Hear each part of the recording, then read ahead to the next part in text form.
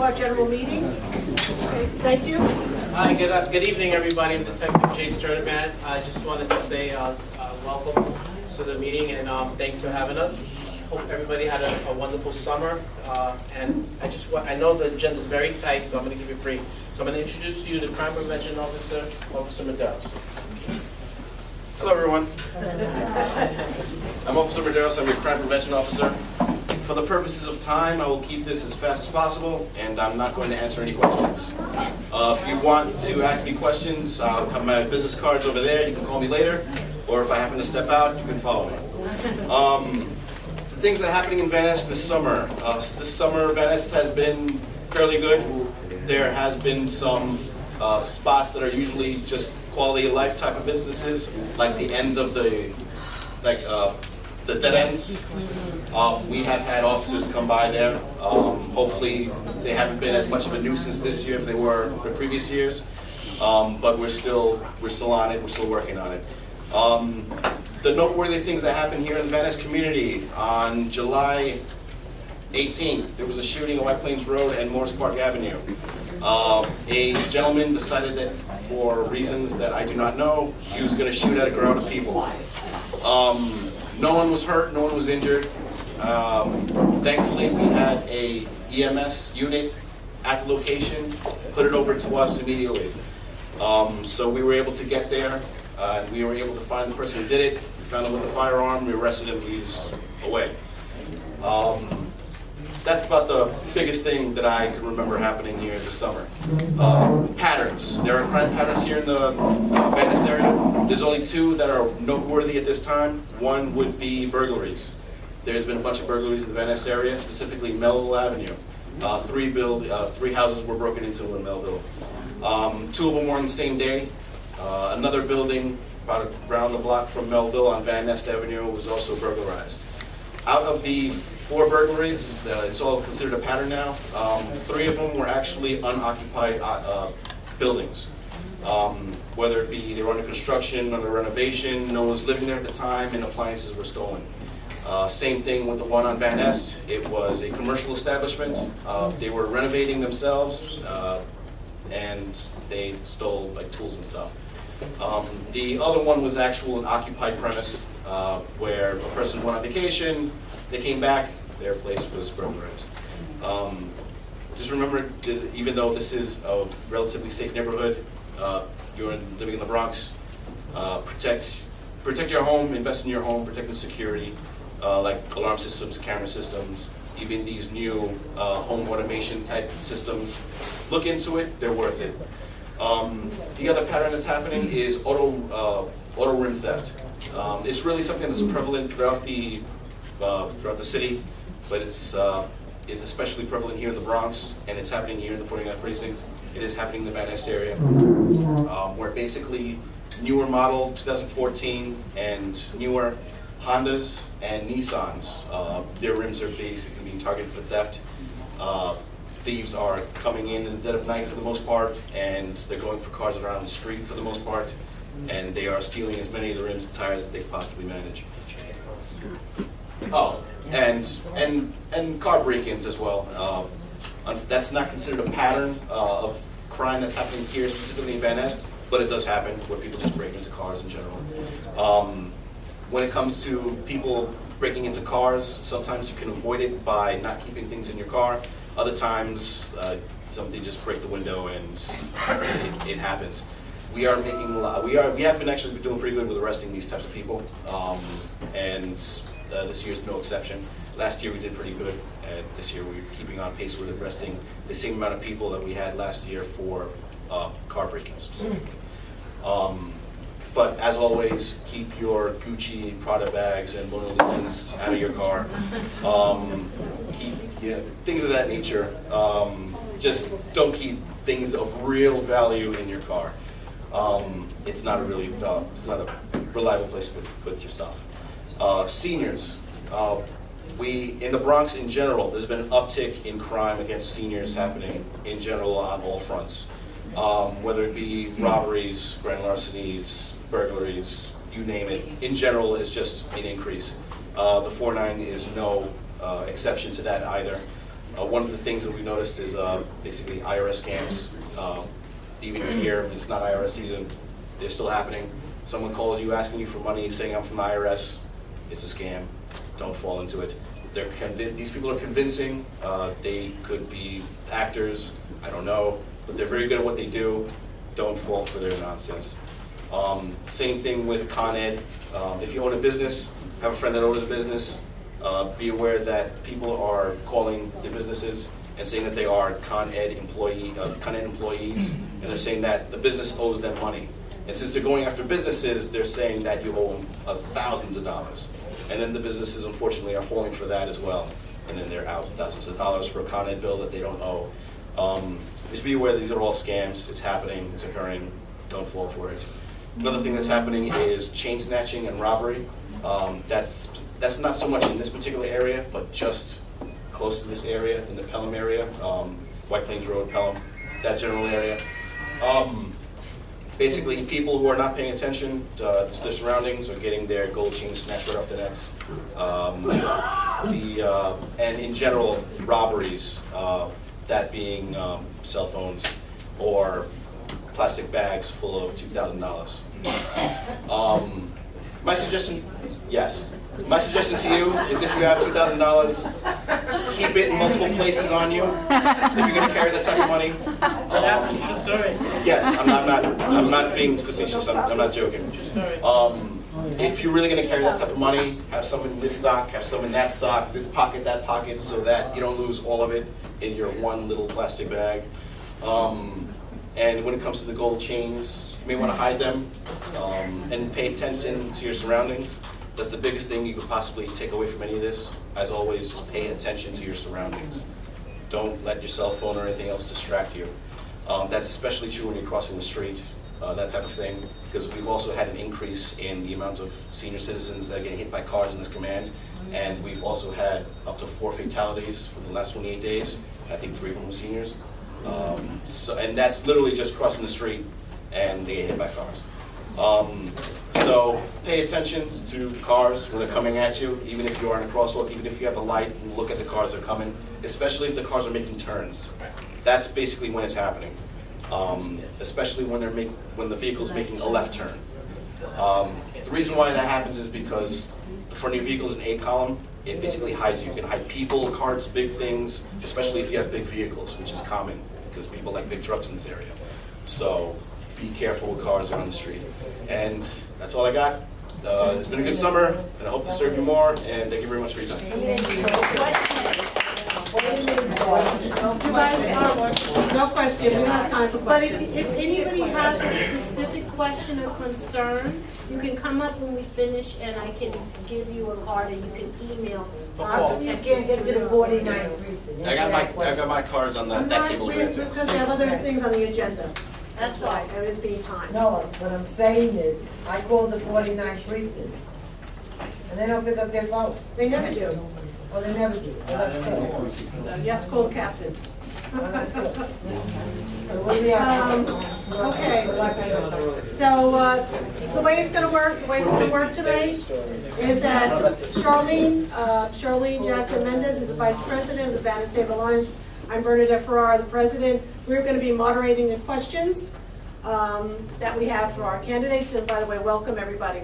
Welcome to Van Est. We understand that Van Est is at the western end of the 13th City Council District. We understand that. And unfortunately, Van Est is cut in half. And also, it's cut in half for both State Assembly and City Council. But we do welcome this forum here tonight. So, and we just want to remind everybody that September 12th is for the Democratic primary, okay, for the candidate, and that's September 12th. And November 7th is going to be the general election for Republican, Democratic, and any other parties that go on the ballot. Okay? So mark your calendars. I'm going to open up. What? Just remind them that the primary is open only to registered Democrats. So if you're not a registered Democrat, you cannot vote in the primary On September 12th. This Tuesday, September 12th. Yes. Okay. we're going to have for our opening question to each one of the candidates. It's going to be a minute, and the rest of the questions are going to be a minute and a half. If you go over a little bit, no problem. John and Joanne are the keepers of the time, and they'll ring the bell when you're going to, after about a minute and a half. Okay? Yeah. Okay. I'm going to ask, the opening question is, one, Van Nest is located at the western end of the 13th Council District, shared with Councilman Richie Torres in the 15th. Van Nest wants your assurances that the half of Van Nest in the 13th District will be treated the same as residents in Pelham Bay, Throgs Neck, and Country Club, which are fully located in the district, and be treated equally when applying for capital or expense funds. We also want assurance that if the half of Van Nest in the 13th District gets improvements, that the City Council elected will work with the Councilman Torres in the 15th, okay? We're asking you, will you commit to this for Van Nest? That's one part of this question. The second part is, who are you and what qualifies you to represent the people of the Bronx 13th City Council District? And we're going to start that way, coming this way. So, Egidio, you're first. Good evening, all. My name is Cimentelli, Egidio Cimentelli. It's a pleasure to be here. Thank you again for having us here. And I'm sorry that Van Nest was purposely cut out of the district, the last census. You know, we might have some hope. 2 years there'll be a new redrawing of the district. If you're at the hearings, I'll be at the hearings. Maybe some of you will be at the hearings. Maybe we can bring a little bit more of Van Nest back into the district. And that's what happens. So I think we have an opportunity, so something to work for in the near future. I have 30 years of experience. I've been a professional volunteer. Some of you have received some of this. Maybe you'll be receiving it in the mail. It's probably my only mailer. You will not be receiving a fancy mailer. If you're a Democrat in the district here, you probably have received over 20, maybe 25 pieces of literature in total from all the candidates. This race is the most expensive race in the entire city of New York. Money dictates here. Okay. Thank you so much. All right. Thank you. We're gonna go to the question, answer the question. Well, Whomever, Well, if you give me a little bit, give me some more minutes, and I'll definitely answer the question, ladies. okay. Thank you. Thank you. John Doyle. Thank you, everybody. Three-part question, and we have, what, 90 seconds here? Yeah. Well. I know, I've got a lot to say about Van Nest. Let's start with you guys first, because that's the most important thing, is we're public servants, we're here to serve you. So what can we do to work closely with Councilman Torres, who is very likely to be reelected? And part of my plan is about this. Please, John. Yep, okay, so, part of my plan is just about that. I mean, we want to do participatory budgeting, giving you a say in how your tax dollars are spent. I, like you, am sick and tired of the politicians showing up with a plastic check, like they're E.J. McMahon at Publishers Clearinghouse. That's your money. You deserve a say in how that money is spent. Richie does participatory budgeting on this side of the district. I would work with him. We'd put the money together so the whole neighborhood could decide how that money would best be spent. And I want to do a town hall in every neighborhood every year. Just because half of Van Nest is in the district and the half is not is almost irrelevant, because we'll be doing one in Van Nest. And I would encourage Richie, maybe he could very well be the speaker of the city council. So I would hope to work with him and do one there. And I will even do one in Westchester Square, where there will be another council member on the other side. And, you know, again, even if my choice doesn't win that election, it's irrelevant, because once you get elected, you have to work with everyone. And that's really what this is about, is listen, everyone has relationships, everyone can do everything. But when you get elected, you have to work with everyone. There have been elections where people have lost who had everyone's backing, and the next person who gets in understands it's incumbent on us to work with everybody. Back in 2012, Naomi had everyone behind her, right? We all moved on. Thank you, John. Thank you. Mr. Ortiz. Before we start, I'd like to say, can we have a little prayer for Mr. Gomez, who was on the panel. He's stuck in Florida with his family in Fort Lauderdale. And He called me, he's stuck, he can't get out. He's supposed to be up here speaking to us. He was taken off the ballot illegally. And so please, in your hearts tonight, pray for him that he gets back home safe. Thank you. All right, so my name is Victor Ortiz. I'm a teacher. I'm a hospital worker. I'm an old BMX professional bike rider. And as a tenured teacher, I grew up and was educated here in the Bronx. And now I want to be a city councilman. I think the biggest problem here in Van Ness is crime. We need to focus our money in our budget into reducing crime. And as the sergeant said, you know, the crime rates are, 104% theft, 69% assault, 28% burglary, 17% burglary, and robbery. That's incredible numbers. The police force needs more details and needs more budget in their unit. And that's the bottom line. If we reduce the crime, we improve the community. I'm here as a city council member, as a teacher, as a regular middle class worker, asking you to vote for me because I feel that I can present a new budget to the city council that will help the police department and will reduce crime. The music levels, the kids playing the music in their cars is out of control. I just heard that from one of the residents, right? And you can't sleep at night when you have 1,400 watts of music playing. So please vote for me. In the back of my flyer is what you need to walk into the election and to vote for Victor R. Ortiz. Thank you. Thank you, Mr. Ortiz. Dr. First of all, thank you again, Bernadette and Van Nest. For the last 5 years, I've had the distinct honor of representing this area as your assemblyman. I've never discounted Van Nest, even though it's a small portion of the district that I represent. I've attended your meetings regularly. If you recall, Will Madonna was here, and we'll certainly have someone attending your meetings regularly moving forward. I testified against the redistricting back then and against Bernadette. We did a great job, but powers that be certainly did what they needed to do to make sure that our neighborhoods were not combined. They wanted us divided and separated, and it's unfortunate.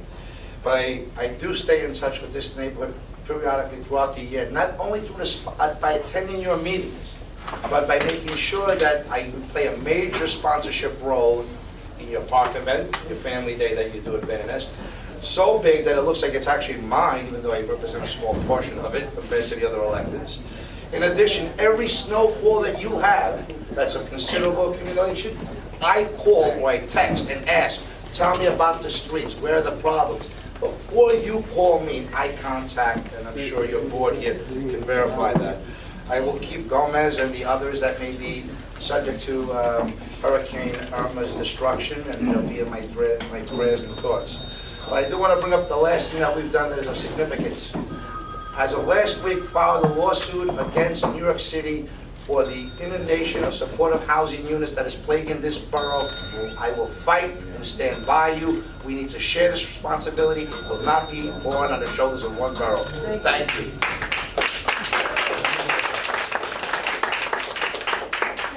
Thank you very much. Okay, we're going to go on to our categories. Charlene will be asking the first two questions. Okay. Go ahead. All right. So, and I'm going to start with John. I'm going to go in order, so one person is in first all the time.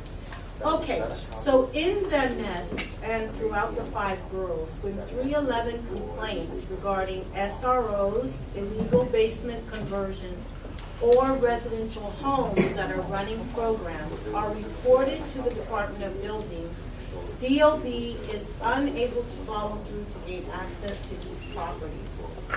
LS4s are repeatedly posted, yet the next step of issuing a warrant is not pursued. This is a chronic citywide problem formally and extensively addressed by the city comptroller in 2013. Several recommendations were made, including the need for DOB to follow up with these warrants. But to date, warrants are still not issued. How will you ensure that DOB follows through with warrants for property owners that fail to respond to LS4s? John? It's a great question, and I know DOB complaints are at the heart of a lot of what Van Ness puts up with and has to go through. I know that SROs remain a problem, not just in Van Ness, but throughout the Bronx as a whole. What I would say is, we have to look at how other municipalities and other localities handle this problem.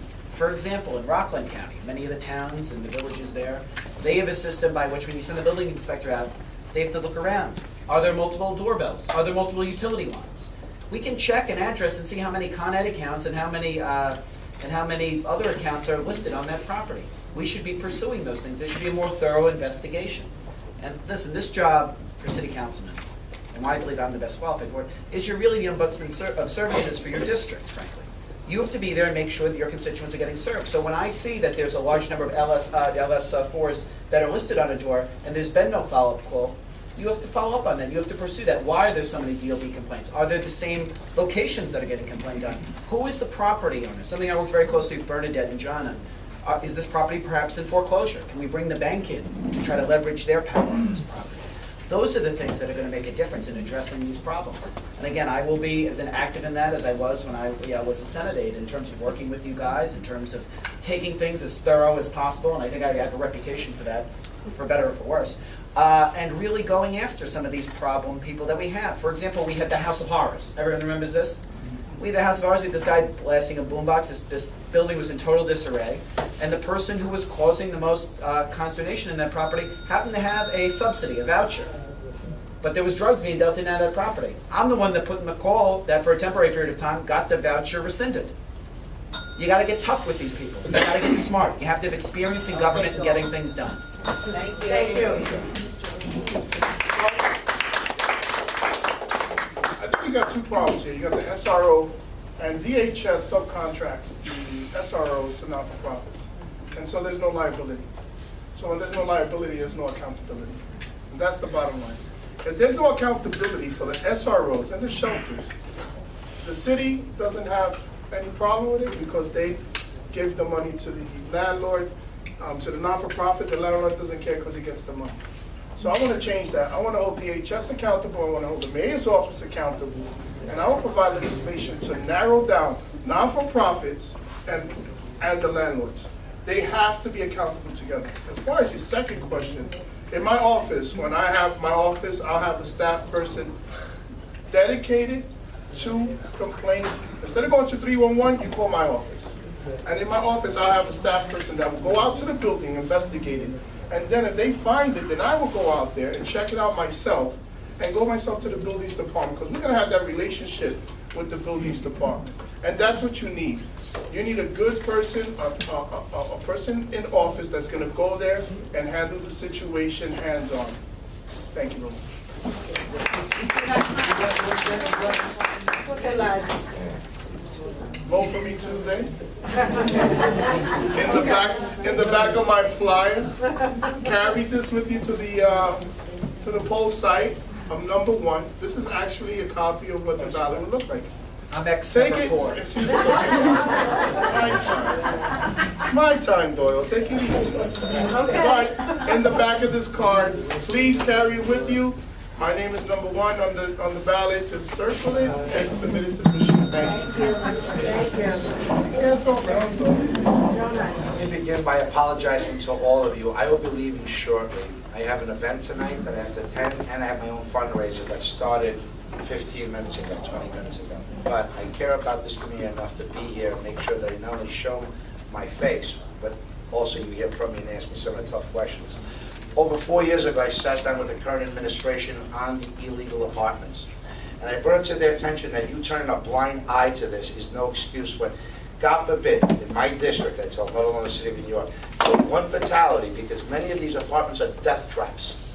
You're going to have to explain, not only to me, but I'll make sure that the media will bring out, I brought it to your attention, you're allowed it to continue, and it's a tragedy that you would have to bear responsibility for.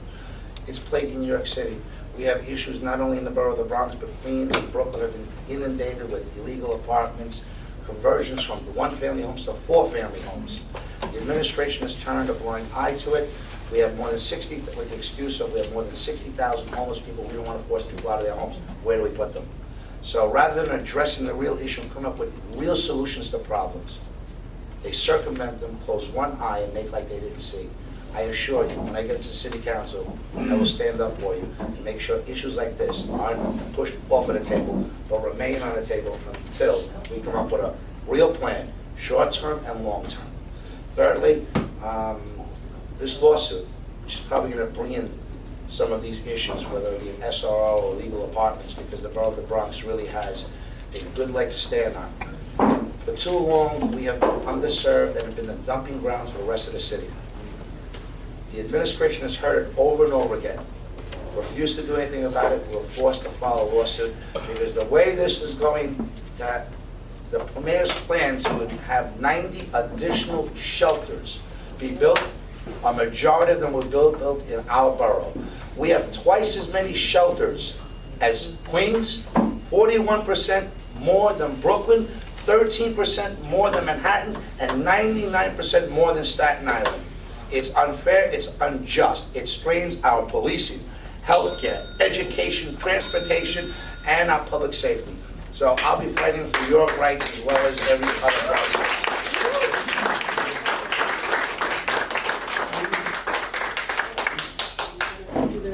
Okay, so, no, I didn't Oh, I'm answer the sorry, question. I'm sorry. yes. Thank you. I'm sorry. In reference to the SROs, illegal conversions, we do have a serious problem throughout the district. The building department is required by law to issue the LS4 notice. There's no follow-up for a reason. The next follow-up will be a court order. And to have a court order, you have to justify a court order. You have to go in front of a judge, and you have to prove your case to invade that person's house. That's where the problem comes in. So, how do we cure the problem? Legislation. Legislation is there. It needs to be resolved. The city council code. Zoning laws do make good neighbors, especially strong zoning laws that make great neighbors and great communities. That's where the root of the problem is. Unfortunately, this mayor has taken, as the assemblyman mentioned, a blind eye. But there's more of a serious problem. It's development. We talk about overdevelopment, as the assemblyman mentioned, 90 homeless shelters throughout the city of New York. This is a payback. One of the newspapers has mentioned it. De Blasio is paying off the developers. And I find it somewhat of an irony that we have $700,000 from developers' money that went to Mr. Jornai. How much? 700? That's all? 734? I thought it was going to reach $1 million. So now, all this development money, and he stands here that he fought or he did a lawsuit. The return date on the lawsuit is, I believe, after the primary. So this is just, smoke and mirrors. Yeah, where's Tracy Towers? It's smoke. Oh, Tracy Towers, that's right. Smoke and mirrors in the window. Don't be fooled. Democrats, September 12th, do not be fooled by these smoke and mirror games. Thank you so much. Thank you. So we're going to the next question, and Mr. Ortiz will respond first. Come on, people. All right. Okay. Van Nest is repeatedly experiencing social service programs and facilities housed in residential homes in our community with no advance notice and no way for the community to be made aware of what service is there, since the DOB cannot gain access. Presently, only DHS and group homes cross Community Board 11's desk, giving Community Board 11 only 40 days to respond from receipt of the request, to alert communities and allow communities to weigh in. What would you do to increase transparency and accountability among taxpayer-funded social service programs? And in addition, what legislation would you support to require or mandate that taxpayer-funded programs and landlords are accountable to the community before they take root in Van Nest? two-part question. Yeah. Well, there has to be a communication between the community board and everything that happens in and out of the community, period.